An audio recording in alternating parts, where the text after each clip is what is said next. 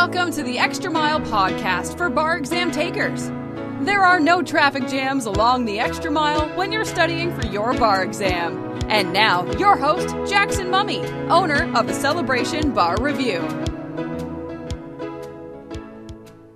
Well, hey everyone, welcome to the Extra Mile podcast for bar exam takers. I'm Jackson Mummy. I'm so glad that you're taking time out of your day to spend a few minutes with us to talk about the bar exam and to see what's going on in the world of the bar. Today's episode is one of those episodes that I really love sharing with people because it's a conversation with one of our successful bar exam takers, and not just any successful taker. This is one of the individuals that was caught up in the Georgia scoring mistake problems over the last couple of weeks that we've been talking about.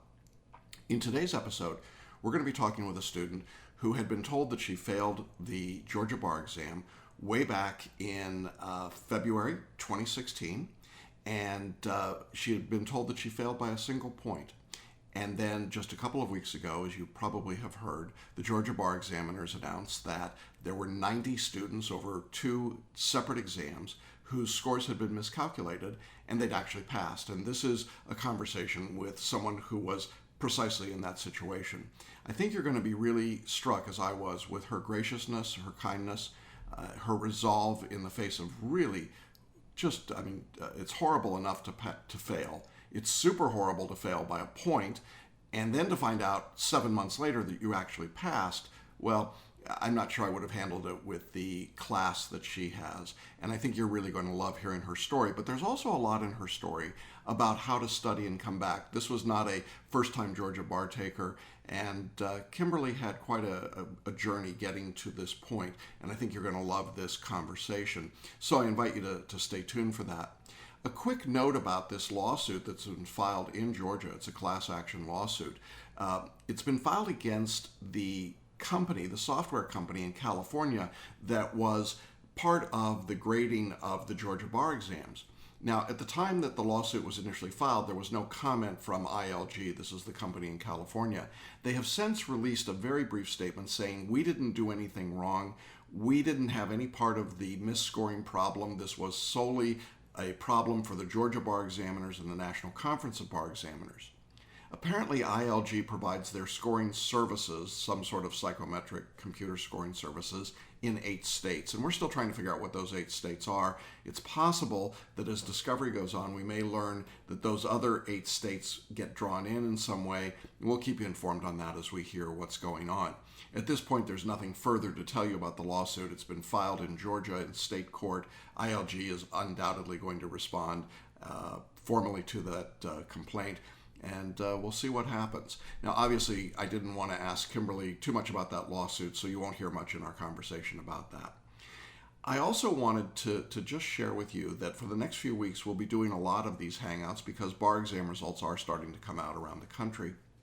We just had Florida results come out recently, and I've done some hangouts and have some scheduled with some successful Florida bar takers. I think you're going to really enjoy those.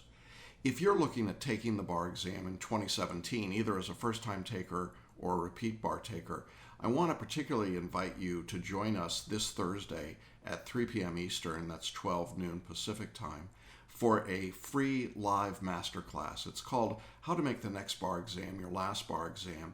We're going to look at 4 steps to passing the bar, and these are 4 steps that have been proven over and over again to really work. In fact, they're a big part of the reason that many of the people I interview in these hangouts got through the bar exam, and you'll hear them reference that. Kimberly will talk about that a little bit today as well. But I'd love to have you join us for this 90-minute session. All you have to do is register, and you can do that one of a couple of ways. You can text your registration using the phrase next bar exam and text that to the number 33444. Again, that's next bar exam. Text that to 33444. Or you can go to our webpage at celebrationbarreview.com. You'll see 2 buttons on the page there. The top one is to register for the live masterclass. Just click on that to reserve your seat. If that time isn't convenient for you, we also offer video replays on your schedule, and the second button on that screen will give you that option. So either way, we want to make sure that you get the opportunity to get this information and get started with your studies. If you're thinking that you've got time before you begin starting to study for either February or July 2017, I want to disabuse you of that notion. This is the time to get started on both of those exams. We really encourage you to do that, and I look forward to having you join me on this free masterclass, How to Make the Next Bar Exam Your Last Bar Exam. Well, that's how Kimberly came to us originally, and so I want to just jump in and share Kimberly Campbell's story with you. I think you're going to love hearing about her success on the Georgia bar exam. Welcome to Hanging Out with Successful Bar Exam Students. This is episode 23, I think. I'm not sure of that, but I think it's 23. But it's definitely going to be one of the more unusual episodes that we've done in the past year, because we have a very special guest, somebody who has been, I think it's safe to say, has been through an ordeal quite unlike virtually anything else that I've experienced. So I want to just say hi and welcome what I think is going to be the newest member of the Georgia Bar, and that's Kimberly Campbell. Hi, Kimberly. How are you? Hello. I'm great, Jackson. How are you? I'm great. And I see here we are matching. That was totally unplanned. So just before we came online, you said that your daughter is getting married this weekend. So yes. Congratulations. That's awesome. Thank you. So it's not like there isn't a whole lot that's been going on for you, huh? Yeah, a lot's been going on. Yeah. It's been quite a week. I bet it has. For our audience, we've got a wide audience. Some people who are familiar with the Georgia exam, many people who are not. I want to really give you the chance to tell your story. It's an extraordinary story on probably 2 or 3 different levels, at least. But I want to start with the sort of the big story of the moment and sort of how all this happened. And in that big story, I want to just sort of start by bringing people up to speed. So bear with me for a minute.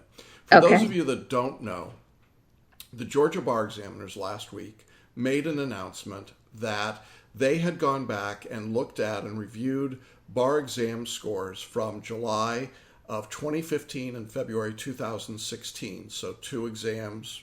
We're still waiting on the July 2016 results to come out, but 2 exams back. And that in doing that review, they had discovered internally that they had made a mistake in the scoring, and that a total of 90 applicants from those 2 exams were incorrectly identified as having failed the exam and were now being told they passed. So there we go. Okay, so now, Kimberly, you're one of the 90. I mean, I'm not trying to spoil the lead here, but tell us what happened. Okay, so I was in a shoe store, and I received a text from one of my coworkers, and the text said, "Did you see this?" And there was, I guess, some kind of posting or something that was on the Georgia website that said, we'd made a mistake on some. And I texted him back and I said, this is some kind of scam. It's got to be, a joke or whatever. And mind you, when I went into the shoe store, I had just finished listening to one of your lectures because I was trying to get my mind together to resit again for next February. So I've been listening to some of your lectures. And so I thought, wow, this is crazy. This isn't, really happening. And in the midst of that, I had received an email earlier that morning from the Georgia Bar that said, go back to your webpage and look. But I didn't go back to my webpage. I just thought it was just one of those one of those messages. And so I was like, okay, it doesn't pertain to me. I didn't check it. I didn't think any more about it. So when this coworker sent this and he said, yes, it's real. And I was talking to him in the middle of the shoe store, and I asked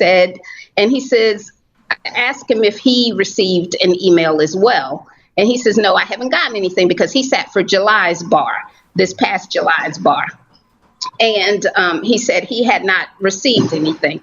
So he's like, get off of this phone and go check your email right now, because why else would they be emailing you? So I checked the email in the middle of a shoe store, and it said that it was a revised bar exam results was the title of it. And when I checked the email and it said that, I fell to the floor in the middle of the shoe store, started bawling. And I immediately called him back and I was crying. So I called him, then I called my husband, and then I called you, Jackson. And I think I was still bawling when I called you. You were. So just to put it a little bit in context, earlier that day, I had gotten notice from the Georgia examiners of what had happened, but I didn't have the list. So I knew that there were a handful of people, and we're going to circle back around to this, but the upshot was that you had failed the bar by 1 point. Yes. Which was unbelievable and excruciating, and I want to talk a little bit about that in a minute. But I thought, well, okay, if there's anybody that's potentially in that group, I think Kim probably is in that group. So then I'm sitting at home watching, I don't know, whatever, television. And my phone rings and I see your name on the caller ID and I'm thinking, oh my gosh, could it really be? I mean, in 25 years, I've never had anybody get their score reversed. Is it possible?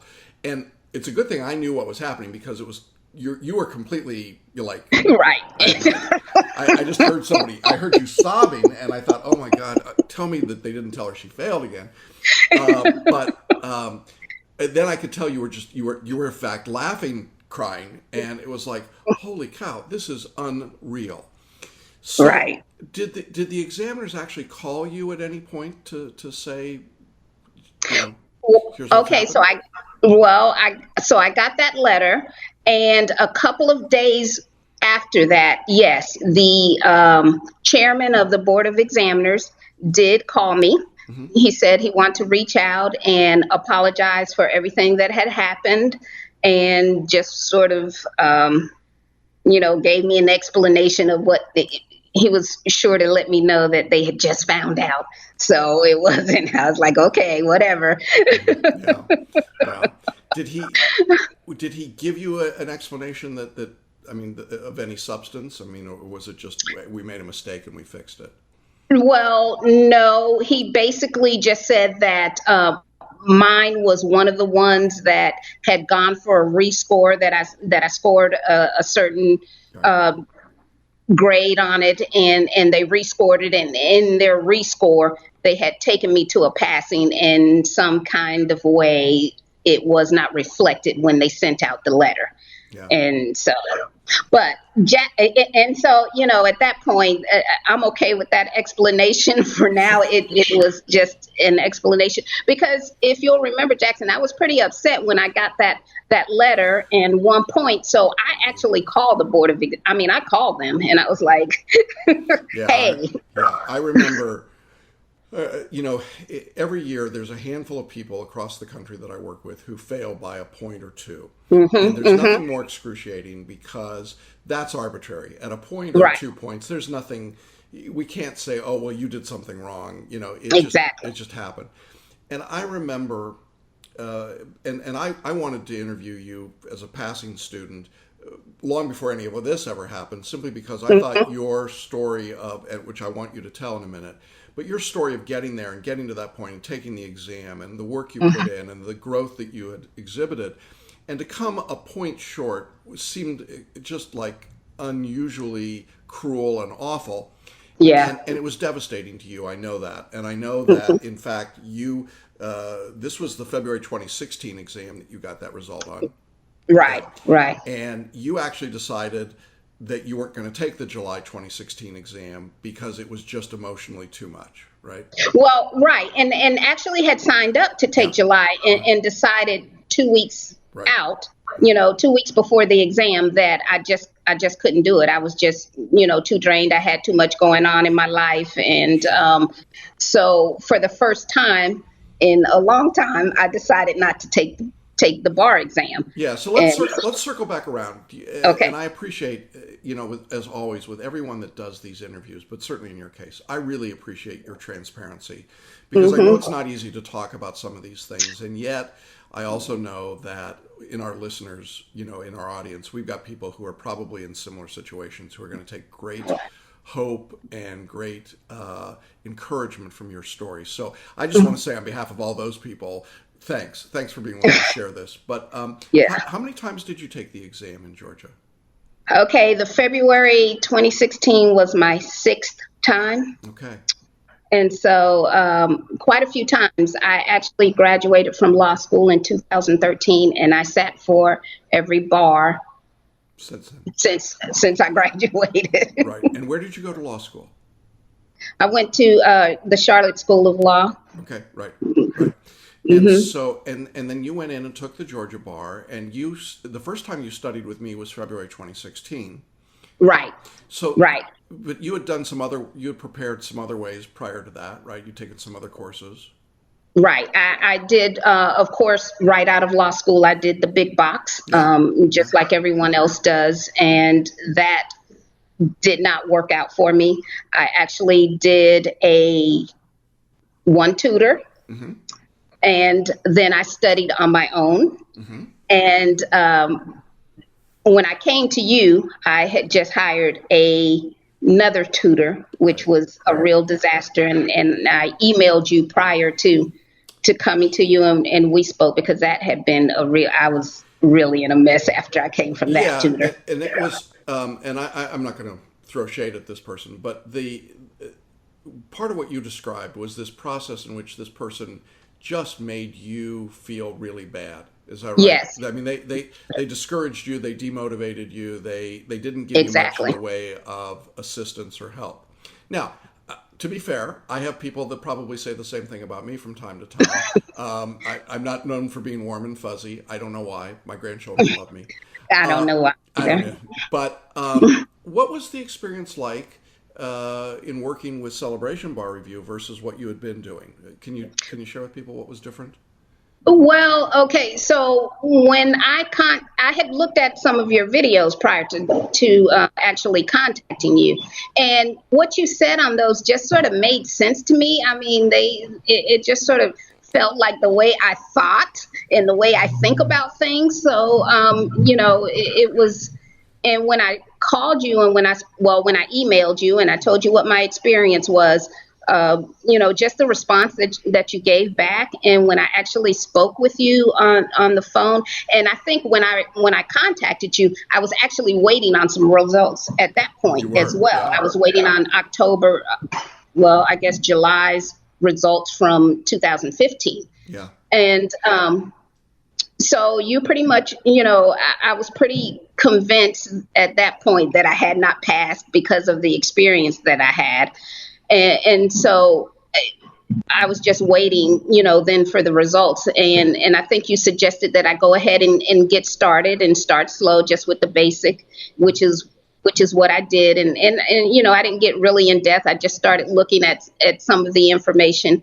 And so when I got the actual results, I decided to do the mentoring one, because I knew that I needed to work on my writing. Right. So when we started working together, it was actually every week I would tell my husband, and we were just so elated, because just your approach and just the way that you handled me, it was it wasn't like I was just and I mean, and everyone can see I'm not 23, so I'm stunned to hear that. Okay. So, I was a mature student, and I needed to be treated in such a way and you treated me always with respect, and we were able to work through some things that I guess I had problems with. And in working with you, I didn't feel that I was so far off. I sort of felt like, well, maybe I can do this thing, because I was really doubting myself. So yeah, I think that self-confidence was the biggest thing. You had been so demoralized by your prior experience and by what your mentor or teacher had told you. And so I expected to see some pretty not good work at the beginning, and I was really pleasantly surprised. It was like, okay, wait a minute, she actually knows the law, she understands what we're doing, and I stress this to people all the time, you were teachable. That I was saying, here's how I want you to write, and you weren't saying, well, I did it this other way unsuccessfully 6 times, so I'm just going to keep doing that. You were like, okay, I'm all in. Just tell me what to do, I'll do that. And the work was good. It was solid right from the beginning, and it just kept getting better. And I think, was there a point in time where it began to sort of sink into you that you actually knew what you were doing, that it was working for you, and starting to get that feeling like, yeah, I'm on track here? Yeah, I mean, I guess maybe sort of halfway through, and when I started getting feedback from you, and I would get the feedback was consistent, and I was like, okay, maybe I do know what I'm talking about because I had been beat up, so it started to sink in that maybe, and really your approach, Jackson, and the method that you use, it just made sense. And so it was easier to do because I wasn't fighting against something that just didn't seem natural. I mean, the whole Iraq thing or whatever, that just never seemed, not even in law school, it just didn't seem, and my dad always told me, well, it's because you have so many life experiences. You keep trying to put your life, but it just, it just didn't seem natural. And what the way you teach it, it just flowed. So, and the great news is you'll never have to use Iraq again. Yes, that's wonderful news. Isn't that amazing? Incredible, Yes. incredible news. Yeah, I think that you began to get this growing self-confidence, and as we talk, you were doing the work. I mean, and these are the things that I say to people when they say, "Well, how do you get to passing when you haven't?" And I say, "Well, you got to be teachable, and you were. You have to be disciplined and do the work. You did the work. You want to talk a little bit about how you scheduled yourself because you were like clockwork with the work and our conferences and all the rest of that. How did you put that all together?" Well, okay, so I was studying full time, but it was just sort of refreshing for me, and it was easy to do because all the other 5 times that I had studied, I had just put so much into my studies and did the whole, 15 hours or 20 hours a day type thing. So you don't really advocate for that much a day. So that was just, that was welcoming. And, I was really open to not having to study that many hours a day. As a matter of fact, my family would be like, okay, aren't you supposed to be studying? I'm like, I've already done my studying for today. So it was actually, really easy to incorporate or your style of studying. And I just followed your outline.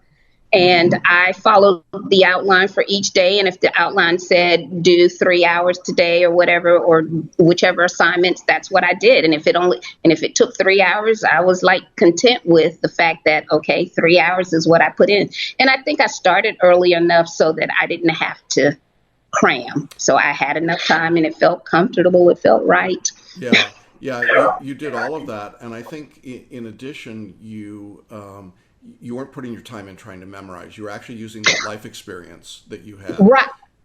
Yeah, and that was a big thing because when I first contacted you, I remember telling you I don't have a good memory, and that's what I thought had been my downfall, was because I could not just memorize all of this law verbatim. I was trying to, in each exam, I would just get so flustered because I try to go in and just memorize rule statements, just, and put those on the paper. And that was not the way to go. Yeah. So when you put all that together, so this regular disciplined work, the fact that you were writing in a style that we teach, that was built on making arguments and using life experience and using the law rather than memorizing it, the fact that you had a regular steady work schedule, but you weren't exhausting yourself, all of that kind of steamrolled, and you were making great progress and really a lot of confidence, I think, going in. And in fact, I felt very comfortable that you had passed February 2016. So like you, I was really surprised at the result. And and then 1 point off. And I think I said to you, it's almost personal at that point. I mean, it's almost somebody in the bar examiner's office saying, well, we've got a quota, we've got some number, and you didn't make it. Right.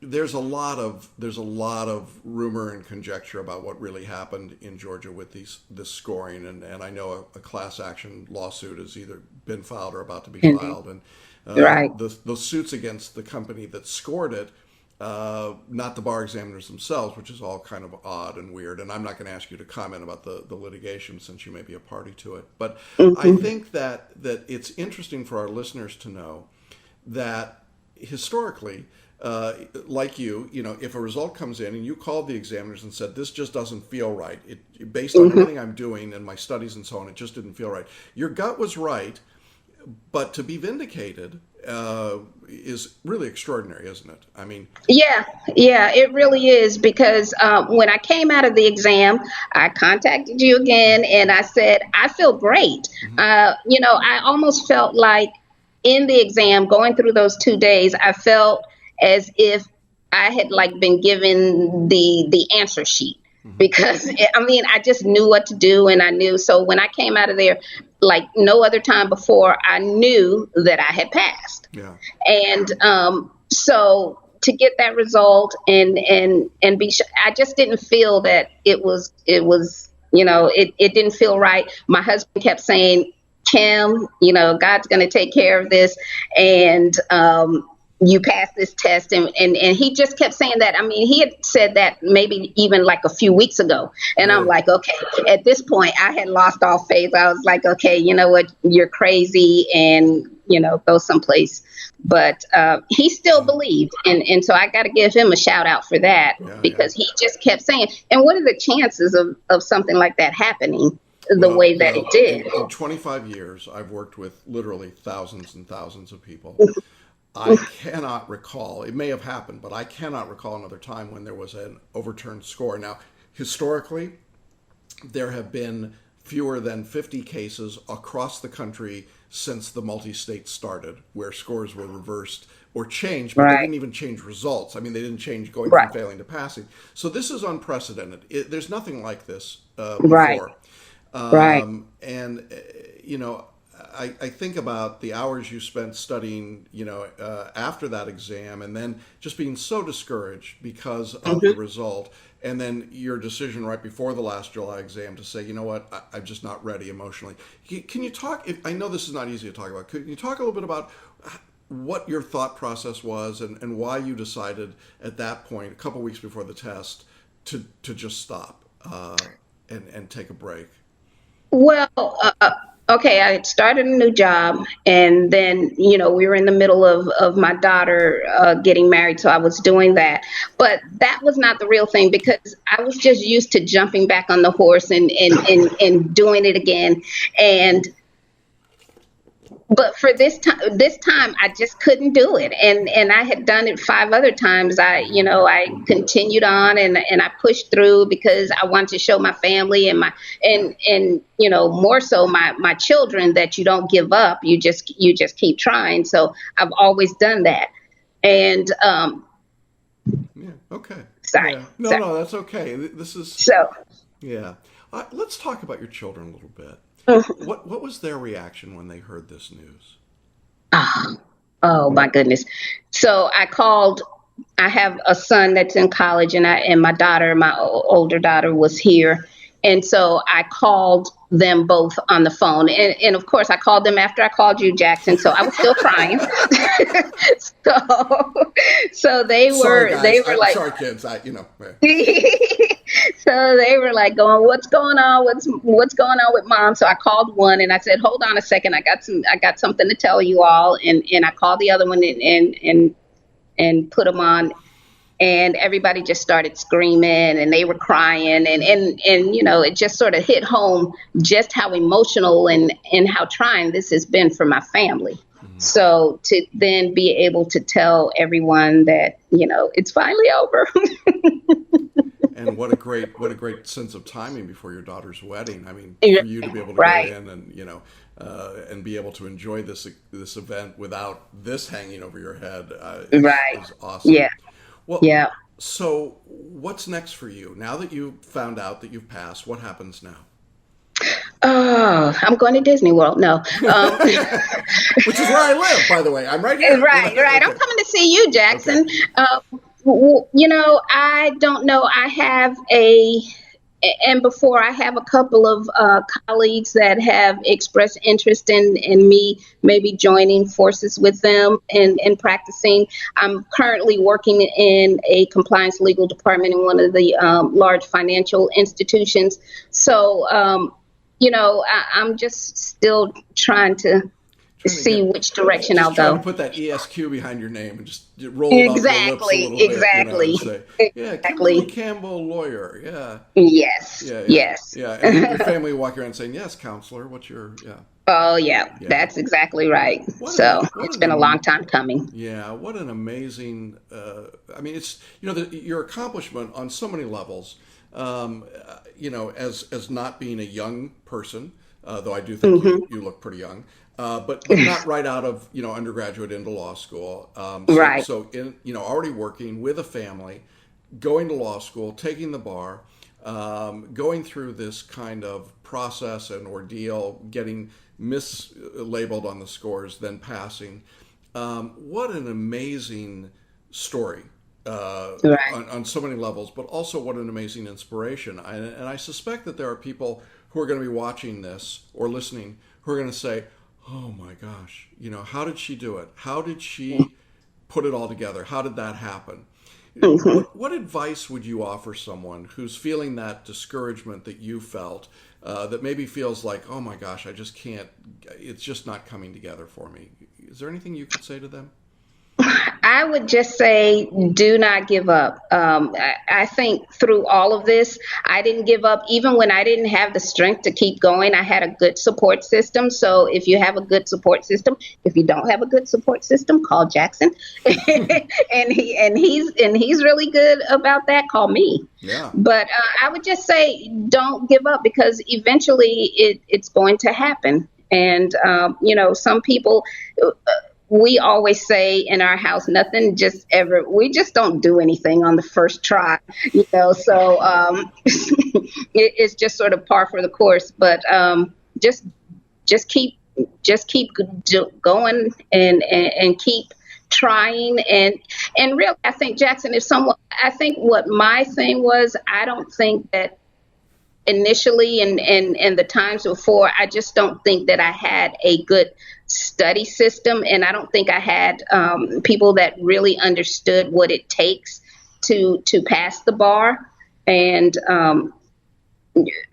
I think that made all the difference, just when I got with you, and just your methodology, and it just made sense, and I think that made the difference for me. So Well, I appreciate that. And I want to be among the many, many, many people who are offering you congratulations. I am thank you. exceedingly proud of you. I'm proud of the accomplishment, but I'm really more proud, I suppose, of the character that you've displayed through all this. It would be very easy, I think, in this circumstance, to be bitter, to be angry. This was not fair. It was a horrible mistake to have occurred. And yet I will say, in this interview and in our phone call, I've not heard 1 ounce of that. And that speaks to your graciousness as an individual. And I know that even when you were so frustrated with your prior teacher, that you weren't, it wasn't that you were trying to throw them under the bus. It was just, this isn't working for me, and here's why. Right. And I think that is a sign of maturity. It's a sign of wisdom that as a member of the bar, we could use more people. We can use more Kimberly Campbells in the bar in Georgia and everywhere else. Yeah. And so I'm excited for you to become a member of the bar, and to bring Thank you. that spirit and that sense of wisdom to your peers and to the community. I'm so appreciative that you would share your time in this story with us today. Certainly, with the wedding coming on, I don't want to keep you much longer. Before we hit the record button, folks, I mean, there's chaos in there. I mean, the whole family. You're right. So this is really above and beyond. But I do know that a lot of people are interested in what's going on in Georgia. They're interested in your story. I suspect that we haven't heard the last of what's happened there. Right. Yeah. We may hear other states where this same company was involved, and perhaps there are problems elsewhere. To me, and I'd be interested in your comment. I think at least the Georgia bar examiners made a lot of mistakes here, but I guess they're to be commended for at least trying to correct it and get to the right result. Right. Sort of like a referee in a football game, with instant review. I mean, it may take a really long time to get under the hood, but at least they got the call right at the end. Is that sort of your feeling about it? Yeah, that's my feeling. It's it's a little bittersweet as well, because the colleague that I told you, he sat also for July and February's bar, both bars, but he did not get that same result, and he didn't make it by 3 points. So on the one hand, I'm happy, and but I still think maybe there's some more that they need to do, because how did they come at that 90? Yeah. I'm glad, but there's still other people that, like him, that were not. Well, those are questions that are definitely being raised. Yeah. I mean, why 90 seems like a really nice, neat number. Right. Has it happened elsewhere? Did it happen in other exams?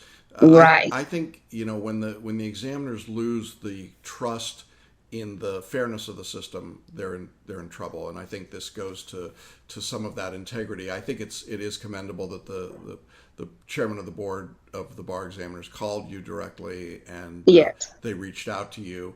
This will be an interesting story to watch, and perhaps we'll come back and have you do an addendum in right. Yeah. We'll see what we discover. Yeah, it's going to be interesting, and I mean, the chairman thanked me for the way I seem to be handling it. He said because everyone was not quite handling it the same, but at this point, 6 times, I'm just glad for it to be over. Yeah, I know it breaks your heart to not be listening to my lectures anymore. No, that was a good part. Well, you're very kind. Well, Kimberly, I want to thank you again, and I want to congratulate you. And I know that I speak for all of our audience in saying this is one where the good guys win. And we are so proud of you and so pleased for you. Thank you. And, just look forward to great things for you and for your family. And thank all of them from me, for their support of you, because I know it was a big deal. So anything else you want to add today before we... No.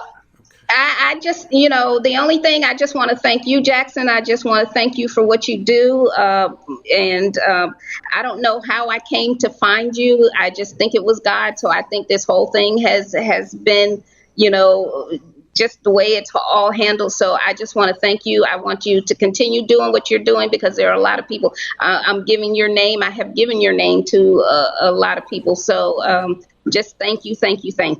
Great. And when you come to Disney World, I'm right here. I promise. Okay, we'll I'll definitely get together and have a cold iced tea. So absolutely. Well, listen. Please wish your daughter great success in her wedding and the marriage, and have a great time this weekend. I know it's going to be with a huge burden lifted off your shoulders. Yes. I can really enjoy. All right, we're going to sign off for now. Thanks everybody for being with us, and we'll be back with you next time. Well, that's our episode for today. Thanks so much for joining me and for being part of the Extra Mile podcast for bar exam takers. Now, if you'd like to catch up on prior episodes or check out the show notes, you can do that by going to our webpage at celebrationbarreview.com. Click on the link at the top of the page for podcasts, and there you'll find all of our previous episodes as well as the show notes. You can also subscribe to the podcast from that site, or you can go to iTunes and subscribe there. Just type in the Extra Mile podcast for bar exam takers, and you can subscribe and be part of the podcast series. And we would love to have you do that. While you're on the iTunes site, we would also really appreciate you giving us a quick, honest rating and review. That feedback is really useful to me as I prepare these episodes. It only takes about 30 seconds, so I hope you'll do that. Just type in the name of the podcast and give us your rating and review. Again, if you've got any questions or you'd like to know anything else about Celebration Bar Review or the courses that we offer, visit our website, or I invite you to contact us. My email is jackson@celebrationbarreview.com, and I look forward to hearing from you and to seeing you along the extra mile very shortly. See you on the pass list. Bye-bye. Thanks for listening to the Extra Mile podcast for bar exam takers at www.celebrationbarreview.com.